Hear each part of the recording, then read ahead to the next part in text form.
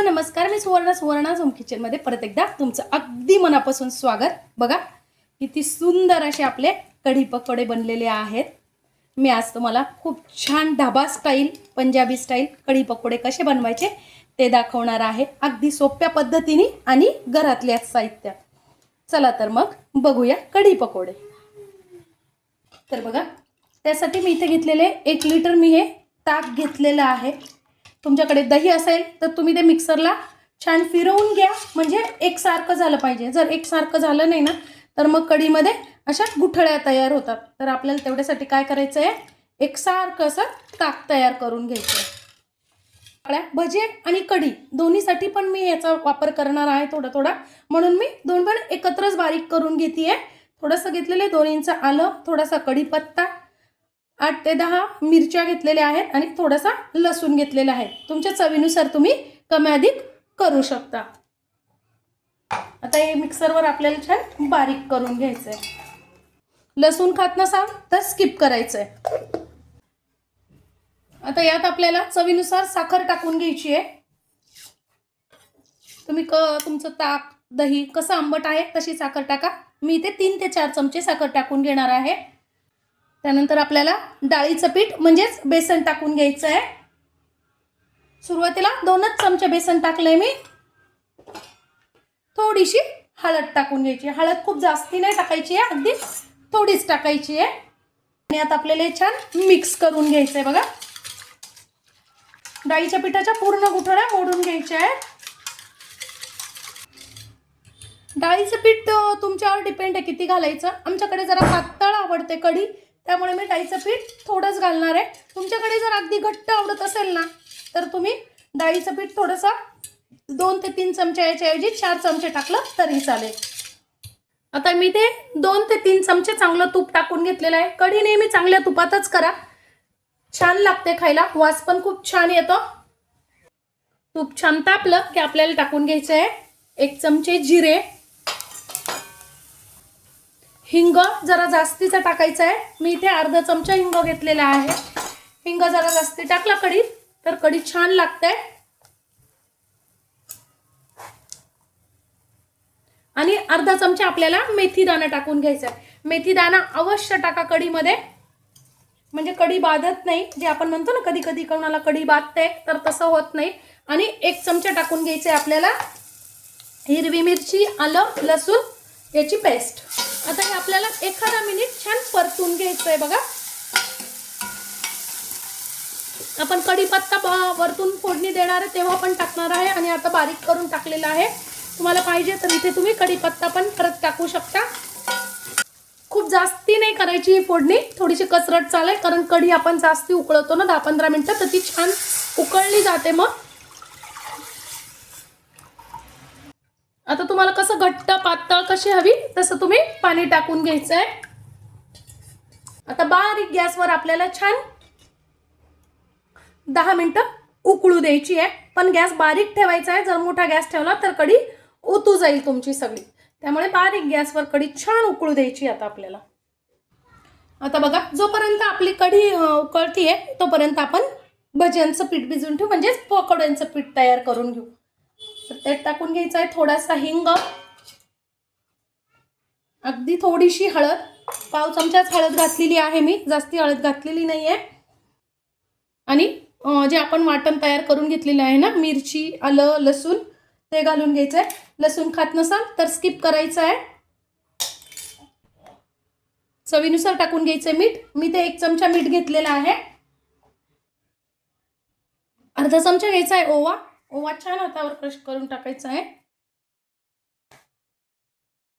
अर्धा चमचा धने आणि जिऱ्याची पावडर। आता थोडंसं पाणी घालून आपल्याला छान हे भिजवून घ्यायचं आहे। एकदम पाणी नका घालू।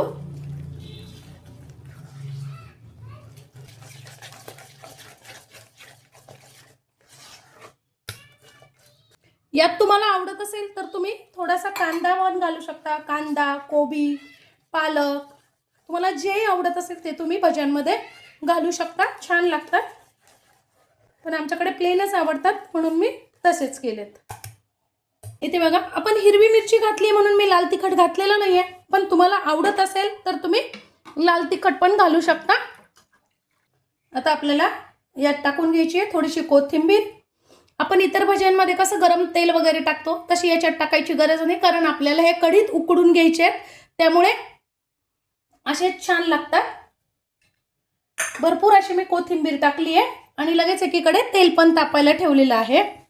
बघा हा चमचा किती छोटा आहे, इतका छोटा चमचा आहे. त्याच्यात पण मी अगदी पाव इंच म्हणजे एकच पिंच, एकच चिमूट मी सोडा टाकून घेते. ऑप्शनल आहे, तुम्हाला आवडत असेल तर टाका, नाही टाकला तरीही चालेल. आता आपल्याला हे छान मिक्स करून घ्यायचं आहे, एकाच दिशेने करायचं आहे. आणि लगेच भजे करून घ्यायचे. एकीकडे आपली कढी पण छान उकळती आहे आणि आपण एकीकडे लगेच गरम गरम भजे करून घेणार आहोत. आता गोल असे आपल्याला भजे टाकून घ्यायचे आहेत. एका वेळेस एकच टाका म्हणजे छान ते फुगतात. पण बघा असं एक एक भजे सोडलं ना की छान गोल आकार येतो. आता मीडियम गॅसवर आपल्याला छान तळून घ्यायचे. बघा मस्त अशी भजी फुगली आहेत. कढी आपली आता उकळलेली आहे, तर आपल्याला काय करायचं आहे, चवीनुसार मीठ टाकून घ्यायचं आहे. कढी उकळत आली ना की मगच मीठ टाका, म्हणजे कढी कधीच फाटत नाही. तर मी ते 1.5 चमचा मीठ टाकून घेतलेलं आहे. थोडीशी आपल्याला कसुरी मेथी टाकून घ्यायची. कसुरी मेथी अवश्य टाका, त्याने वास कढीला खूप छान येतो आणि टेस्ट पण.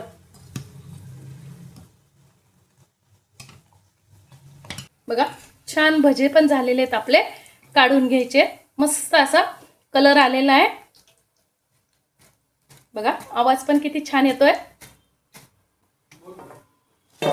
बघा इकडे कढी पण आपली छान उकळली आहे, गॅस बंद करायचा आहे. इथे आपली कढी पण गरम आहे आणि पकोडे पण गरम आहे, त्यामुळे आपल्याला परत उकळवायची गरज नाही. त्यात टाकून घ्यायचे आहेत आपल्याला. वा, फक्त 2 मिनिटांसाठी अशी झाकून ठेवायची. आता आपण त्यावर एक तडका देणार आहोत. इथे फोडणीची कढई घेतलेली आहे. आपल्याला वरतून तडका द्यायचा, हे पूर्ण ऑप्शनल आहे, पण आज आपण पंजाबी स्टाईल आणि ढाबा स्टाईल अशी छान अशी बनवतोय तडका कढी, त्यामुळे मी तुम्हाला तडका पण देऊन दाखवणार आहे. तूप छान तापलं की आपल्याला त्यात परत एकदा अर्धा चमचा फक्त जिरे घालून घ्यायचे आहे. त्यानंतर थोड्याशा मी लाल मिरच्या घेतलेल्या आहे, 2 ते 3. थोडासा घेतलेला आहे कढीपत्ता, थोडंसं घेतलेलं आहे कलरचं लाल तिखट.